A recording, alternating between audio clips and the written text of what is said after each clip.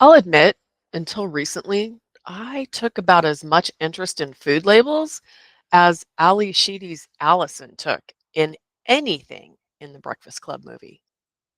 I think this is because my past experience is focused on calorie counting, which tells us only a small part of a food story.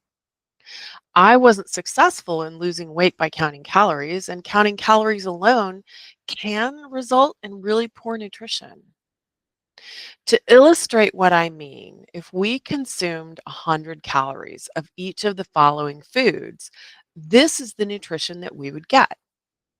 Pinto beans are nutrient dense, offering a solid amount of protein, fiber, and micronutrients with minimal fat. Brussels sprouts are low in calories but packed with fiber and essential vitamins. Frosted Flakes are carb and sugar heavy with little protein or fiber. And we might be better off eating 100 calories of dark chocolate, which provides healthy fats and antioxidants and slightly less sugar than Frosted Flakes. This is a high level comparison, and there are more details in the notes if you're curious. I do encourage you to be curious, but it's more important that you're curious about the foods that you actually eat versus these random four.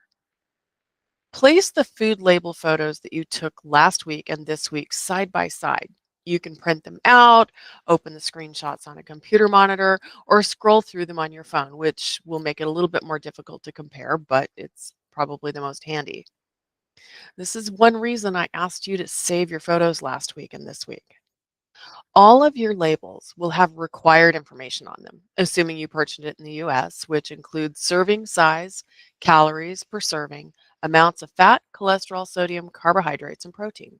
Next to each of these, you'll see a percentage showing how much a nutrient in a serving contributes to a 2,000 calorie diet.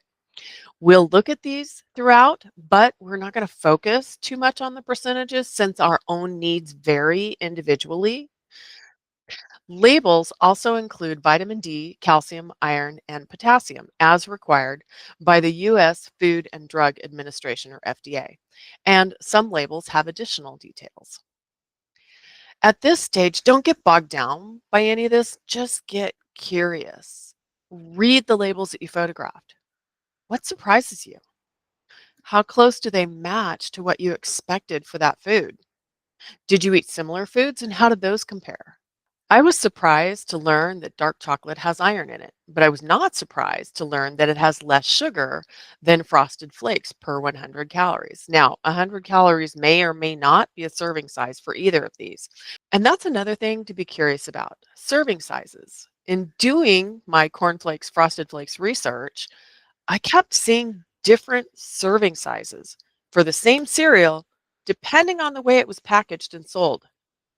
And that makes me go, "Hmm, what about these food labels makes you go, and who decides what's a serving size?"